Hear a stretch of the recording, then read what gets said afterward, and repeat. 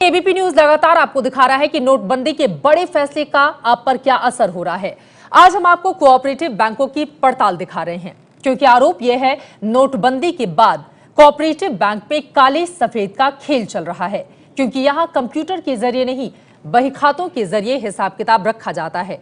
यही वजह है कि नोटबंदी के बाद कोऑपरेटिव बैंक में ना तो पुराने नोट बदले जा रहे हैं और ना ही पैसे जमा किए जा रहे हैं। लेकिन आम लोग जिनका खाता इन बैंकों में है वो बहुत परेशान हैं।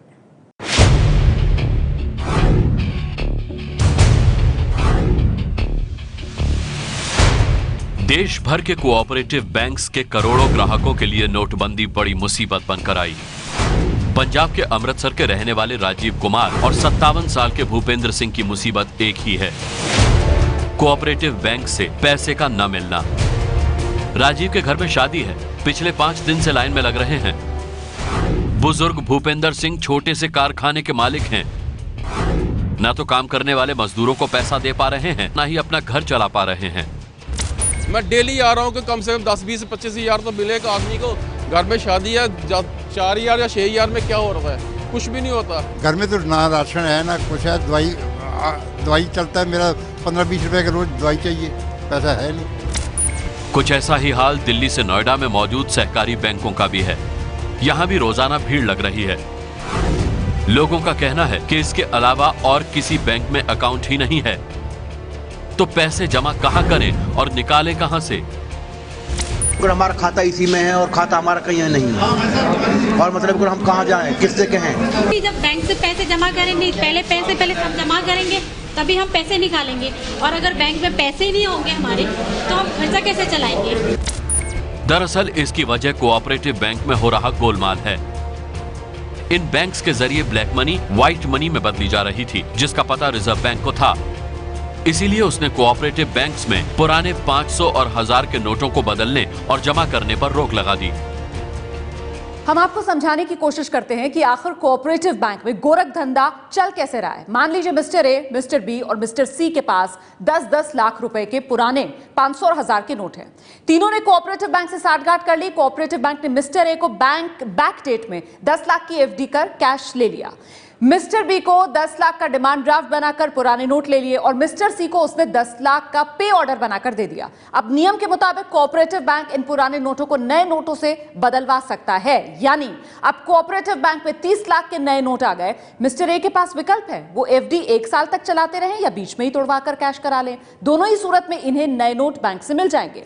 मिस्टर बी ने भी डिमांड ड्राफ्ट किसी बैंक में नहीं डाला। 31 मार्च के बाद जिस कोऑपरेटिव बैंक से ड्राफ्ट जारी किया गया था उसने इसे रद्द किया और 10 लाख के नए नोट कैश में दे दिए मिस्टर बी को। और ठीक ऐसा ही मिस्टर सी के साथ 10 लाख रुपए के पे ऑर्डर के साथ हुआ, यानी तीनों ही लोगों को अपने 10-10 लाख के पुराने नोटों के बदले 10-10 लाख के नए नोट मिल गए। आज जैसे 50 लाख रुपए वो अंश बताता है, अंश लेके वो सोसाइटी उस बैंक में पहुंचती तो उस अपने उस सोसाइटी के अकाउंट में वो 50 लाख रुपए स्टेट बैंक को चाहे कोई राष्ट्रीय वो जमा करेगी और वो नंबर 1 का पैसा हो जाएगा।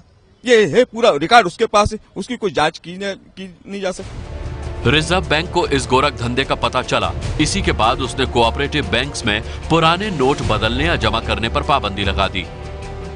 दरअसल इन बैंकों में ये सब इसलिए मुमकिन हुआ क्योंकि अभी भी यहाँ बही खातों का इस्तेमाल होता है और ये अभी तक कंप्यूटराइज नहीं हुए हैं। यही नहीं, जिन जिन राज्यों में ये कोऑपरेटिव बैंक्स हैं, वहाँ के राजनीतिक दलों का इन पर कब्जा है।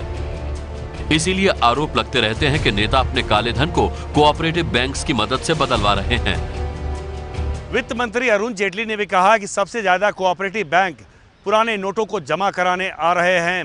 इसकी जानकारी आईसीआईसीआई बैंक की सीईओ चंदा कोचर ने मुलाकात के दौरान दी है और यही वजह है कि कोऑपरेटिव बैंकों को पुराने नोट बदलने की इजाज़त नहीं दी गई है, क्योंकि ज़्यादातर कोऑपरेटिव बैंकों का नियंत्रण नेताओं के हाथ में है।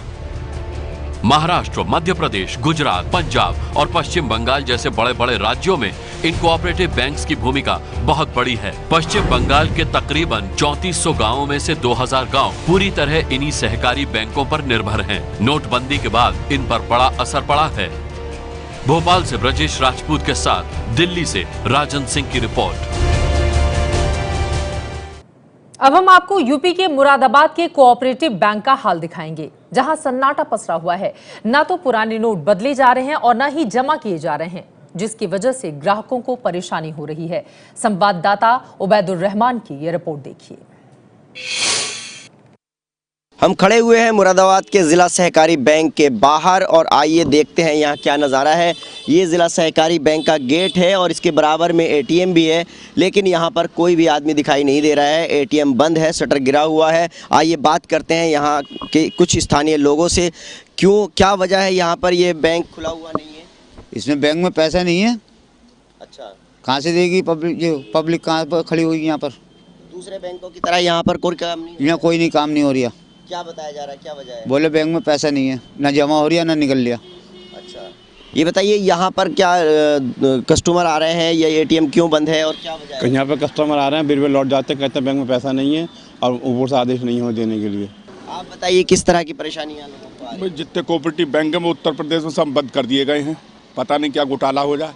और हम तो संघर्ष करते रहेंगे, कितनी परेशानियाँ हो, मोदी जी के कार्य को पूरा करवाएंगे। देखिए यहाँ के लोगों को इस तरह की प्रतिक्रियाएं हैं और आप साफ तौर पर देख सकते हैं ये ज़िला सहकारी बैंक का एटीएम है, लेकिन इसका शटर गिरा हुआ है। इस बैंक में 1000 और 500 के नोट नहीं लिए जा सकते।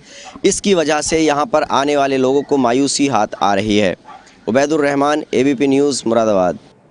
कोऑपरेटिव बैंक को लेकर भी अगर कोई व्यवस्था की जाती तो शायद लोगों को इतनी ज्यादा परेशानी नहीं होती।